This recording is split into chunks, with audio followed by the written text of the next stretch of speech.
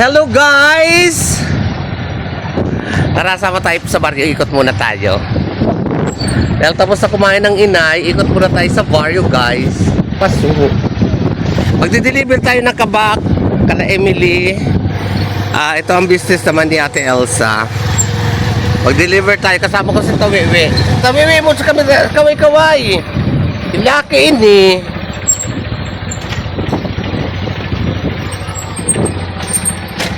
Let's go guys! Mag-deliver kit.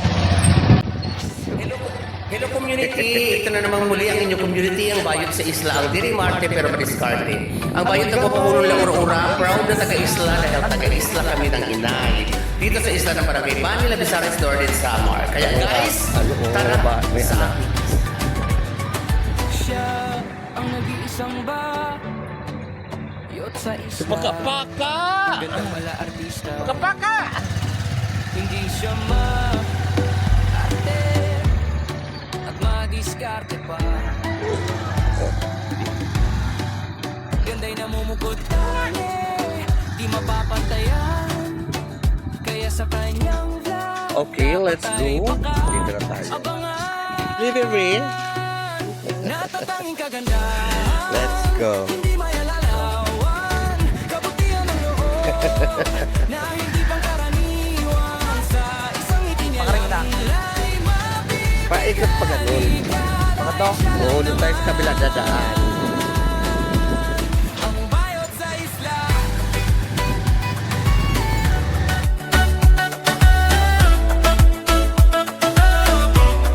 Ang bayot sa isla.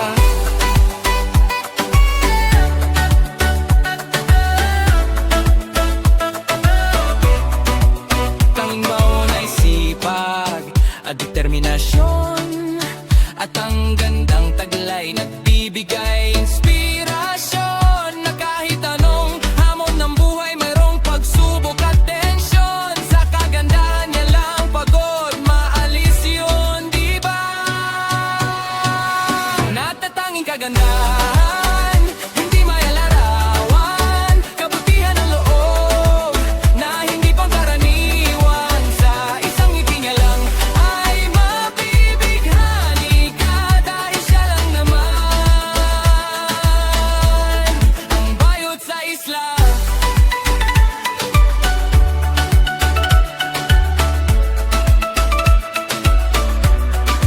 Bayot sa isla.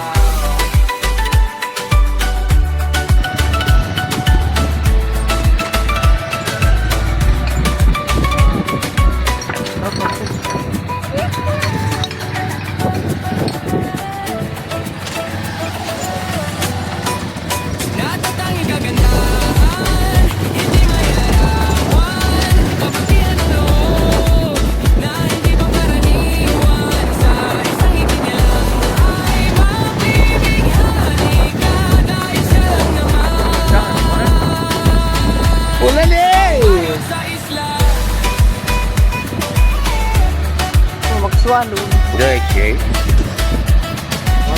Dito na tayo guys sa Kalubian. Thank you for watching. I love it.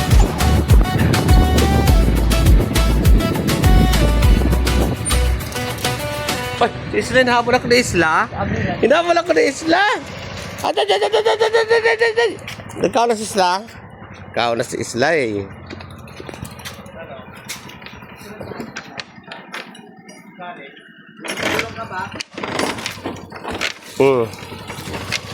Oh na, no.